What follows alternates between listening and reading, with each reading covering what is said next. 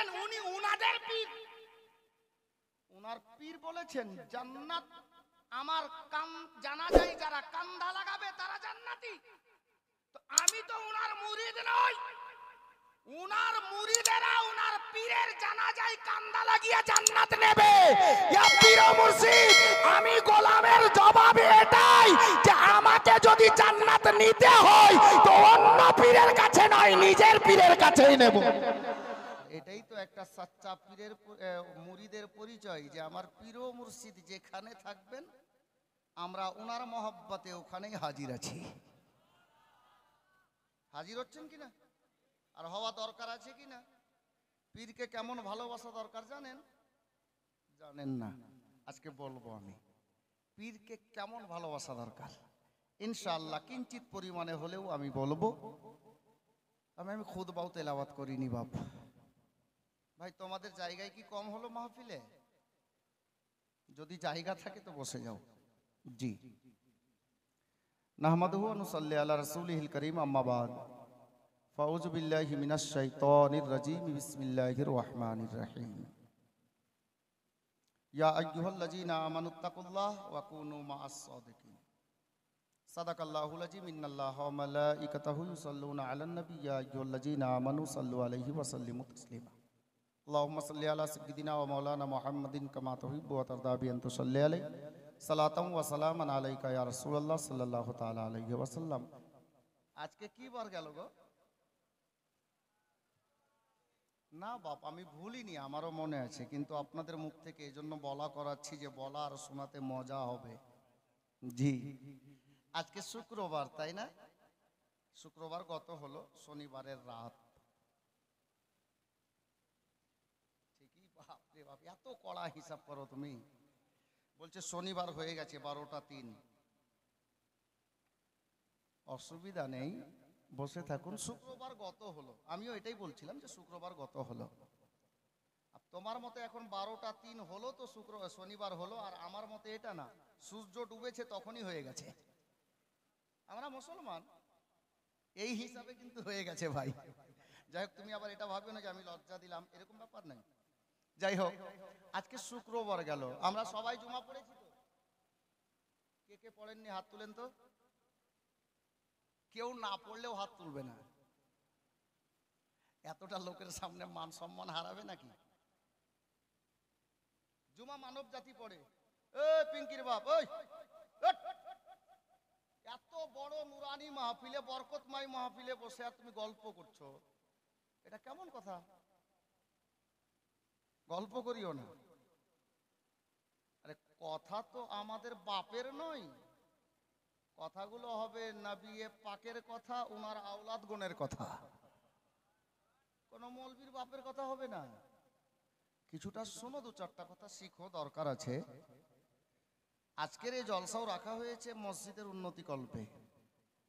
শুক্রবারের দিন গত হলো। আজকে শুক্রবারের দুপুর বেলায় আমরা প্রায় 1টার নাগাদ, কোথাও 1টা 5-এ, কোথাও 1টা 10-এ নামাজে জুমা অনুষ্ঠিত হয়েছে। জুমা পড়েছি। আল্লাহর সৃষ্টি জগতে আল্লাহর মাখলুকাত 18,000, সবার জানা। কিন্তু 18,000 মাখলুকাতের মধ্যে আমরা মানব জাতি সৃষ্টির সেরা, যাকে আশরাফুল মাখলুকাত বলে আল্লাহ উপাধি দান করেছেন। 18,000-এর মধ্যে উত্তম জীব বা সৃষ্টি মানব জাতি, এটা আল্লাহ উপাধি দান করেছেন আমাদেরকে, এটা আমাদের সৌভাগ্য। তো নামাজে জুমা আজকে আমরা মানব জাতি পড়েছি। মেয়েদের জন্য 4টা নামাজ নেই। মা বোনদেরকে বলছি, আপনারাও মনে রাখেন, মেয়েদের জন্য 4টা নামাজ নেই। আমাদের মধ্যে কিছু কিছু মা বোন আছে, হ্যাঁ গে 30 দিন রোজা রাখনো আর ফের নামাজ পড়বো না ঈদের, এরকম কিছু কিছু মা বোন আছে। মা, আপনার ভুল ধারণা, মেয়েদের জন্য 4টা নামাজ নেই। 2 ঈদের নামাজ, জুমার নামাজ আর জানাজার নামাজ, এই 4টা নামাজ মেয়েদের নেই। আমরা মানব জাতির মধ্যে মুসলমানেরা ছেলেরা নামাজে জুমা আদায় করেছি। মানব জাতি বাদ দিয়ে, মানুষ বাদ দিয়ে আল্লাহর আর কোন মাখলুক জুমা পড়েছেন? অনেক জ্ঞানী গুণী ব্যক্তি এখানে বসে আছেন, মানব জাতি বাদ দিয়ে, মানুষ বাদ দিয়েও নামাজে জুমা আল্লাহর এক মাখলুকাতের মধ্যে ওই মাখলুকাতেরা পড়েন। ওনাদেরকে জিন্নাত বলা হয়, মানে জিন জাতি। আমাদের মধ্যে কিছু ভাই বা দাদা বা চাচা এরকম আছেন, চায়ের দোকানে, পানের দোকানে, বাড়িতে ঘুমিয়ে জুমা ছেড়ে দেয়। আপনি মুসলমানের ঘরের জন্ম আপনার, আপনি মুসলমানের ছেলে, আপনার দুটা লস হচ্ছে যিনি জুমা ছাড়ছেন। ক্রিকেট খেলা ভালো বুঝেন, বল খেলা, হ্যাঁ জি। আমাদের মধ্যে কিছু ছেলে আবার দাড়িতে স্টাইল করছে, বুঝলেন হাজরাত, দাড়িতে স্টাইল করছে। একটা ছেলেকে বলছি, ভাই তুমি দাড়ি এরকম কেন কেটেছো? হুজুর এটা বিরাট কোহলি। হ্যাঁ জি। আমি বললাম বিরাট কোহলি কে? তোমার চাচা তো ভাই। তো বলছে না। কে? তো বলছে একটা ক্রিকেটার, বল খেলে। গোলামে কালিমি দাড়ি যদি রাখতে হয় তাহলে শরিয়ত অনুযায়ী রাখেন, আর কোন বিরাট ওলির সুন্নত আদায় না করে আল্লাহর ওলির সুন্নত যদি আদায় করে নেন তো জান্নাতে যাওয়ার রাস্তা হয়ে যাবে। বিরাট কোহলির নয়, আল্লাহর ওলিদের সুন্নত আদায় করুন না, জান্নাতে যাওয়ার রাস্তা পেয়ে যাবেন। এই বিরাট কোহলির সুন্নত আদায় করছে, দাড়ি রাখছে, তো আবার গালে ত্রিভুজ এঁকে দিচ্ছে। হ্যাঁ, ও একটা বেধর্মী। তুমি মুসলমানের ছেলে, তোমাকে লজ্জা করা দরকার ছিল যে একটা বেধর্মীর সুন্নত আদায় করছো, তুমি ওর মতো ডিজাইন করে দাড়ি কাটছো। কোথায় আমরা দাঁড়িয়ে বলেন তো?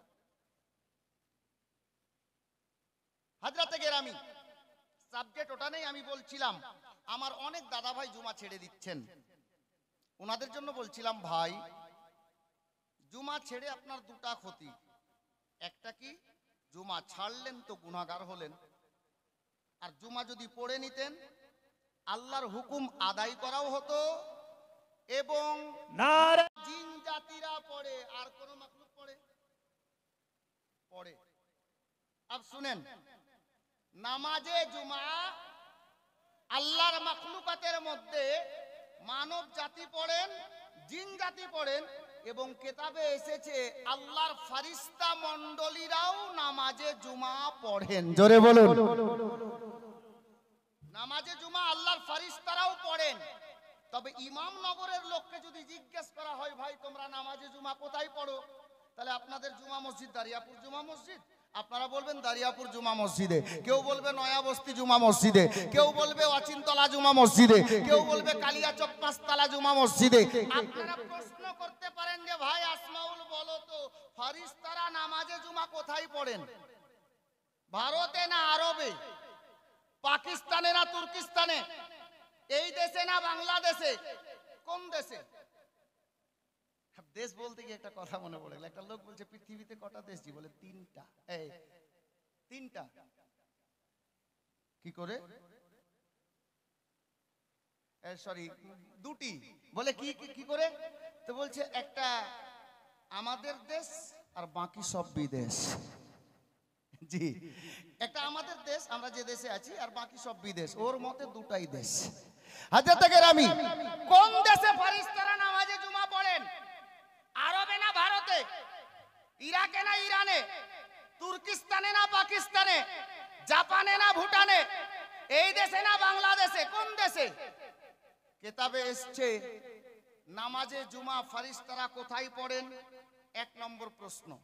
দ্বিতীয় নম্বর প্রশ্ন, নামাজে জুমার আগে মুয়াজ্জিন আজান দেয়, ফারিস্তারা নামাজে জুমা পড়েন, ওনারা কি আজান দিয়ে পড়েন?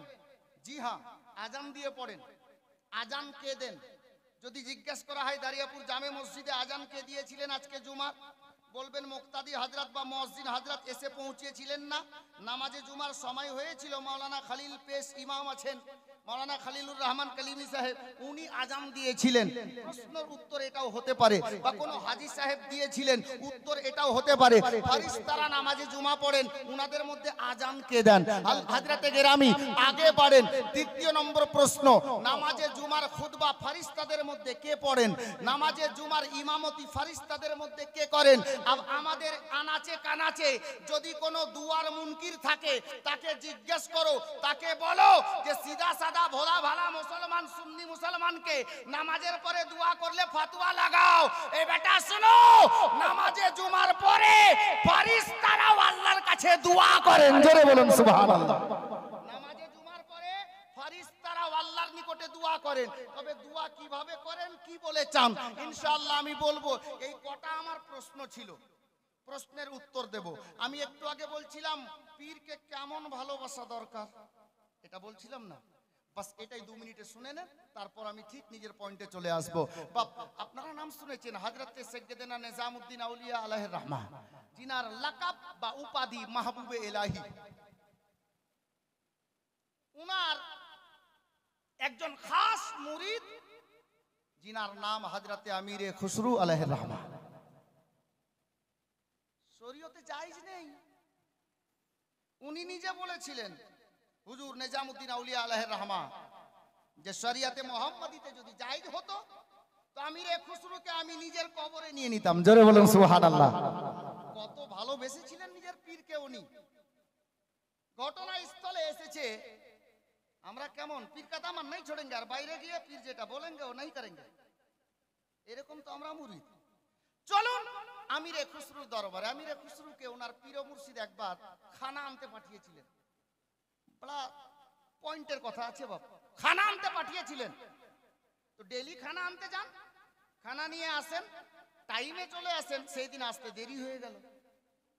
अब देरी হয়ে গেল তো ওনার পীর ও মুর্শিদ হুজুর মাহবুবে ইলাহি জিজ্ঞেস করছেন, বেটা আমিরে খুসরু আজকে আসতে এত দেরি কেন হলো? বলে হুজুর বলিয়েন না, রাস্তায় একটা জানাজা যাচ্ছিল তো, খুব রাস্তায় ভিড় ভাড় ছিল, যার জন্য আমার আসতে দেরি হলো, আমি আসতে পারছিলাম না রাস্তা পার করে। আরে বাবা কার জানাজা ছিল, এত ভিড়? বলে একজন আল্লাহর ওলি ইন্তেকাল করেছেন, পর্দা করেছেন, ওনার জানাজা যাচ্ছিল, তো এত ভিড়। বলে হুজুর ভিড় হবে না কেন? ভিড়ের কারণ আছে। উনার পীর উনি যিনি ইন্তেকাল করেছেন, উনি ইন্তেকালের আগে বলে গেছেন যে আমার জানাজায় যারা কান্দা লাগাবে তারা জান্নাতি। বলা যাবে না সুবহানাল্লাহ? জোরে হয়ে গেল, একটু আস্তে বলেন সুবহানাল্লাহ। আপনারা ভালো মান্তিক বুঝেন গো, সুবহানাল্লাহ। একবার জোরে বলেন তো ইয়া রাসূলুল্লাহ, মাশাআল্লাহ। উনার পীর বলছেন তাই নাকি? বলে হ্যাঁ। তা আরে বাবা তুমি জানাজায় কান্দা লাগালে? তো বলে হুজুর না। তো জানাজায় কান্দা লাগালে না কেন? কান্দা লাগালেই তো জান্নাতি, যেহেতু উনি বলে গেছেন, উনার পীর বলে গেছেন, উনাদের পীর একজন আল্লাহর ওলি ইন্তেকাল করেছেন, তো জানাজায় কান্দা লাগিয়ে দিলেই তো হতো। উনার জানাজায় যারা কান্দা লাগাবে তারা জান্নাতি। তো হযরতে আমিরে খুসরুর জবাব শুনেন মুরিদ কেমন ছিলেন, কত পাকা পাক্কা মুরিদ। হযরতে আমিরে খুসরু বলছেন, পীর ও মুর্শিদ আমি কান্দা এজন্য লাগাইনি, কারণ দুটা। যদি কান্দা লাগাতাম তো কিয়ামতের সকাল পর্যন্ত তারিখ লেখকেরা এটাই লিখতো যে আমিরে খুসরুর নিজের পীর ও মুর্শিদের প্রতি ভরসা ছিল না। মহব্বতে বলুন না, নিজের পীরের প্রতি আমিরে খুসরুর ভরসা ছিল না, এজন্য আমি কান্দা লাগাইনি। আর থাকলো কথা জান্নাতের, ইয়া পীর ও মুর্শিদ যিনি ইন্তেকাল করেছেন উনি উনাদের পীর, উনার পীর বলেছেন জান্নাত আমার জানাজায় যারা কান্দা লাগাবে তারা জান্নাতি। তো আমি তো উনার মুরিদ নই, উনার মুরিদেরা উনার পীরের জানাজায় কান্দা লাগিয়ে জান্নাত নেবে। ইয়া পীর ও মুর্শিদ আমি গোলামের জবাব এটাই যে আমাকে যদি জান্নাত নিতে হয় তো অন্য পীরের কাছে নয়, নিজের পীরের কাছেই নেব। জোরে বলুন। পীর এমন সিলসিলার পেয়েছেন যিনি যেই সিলসিলাকে সিলসিলায়ে চিশত আহলে বহস বলা হয়েছে। হযরতে গেরামি গোলামে কলিমি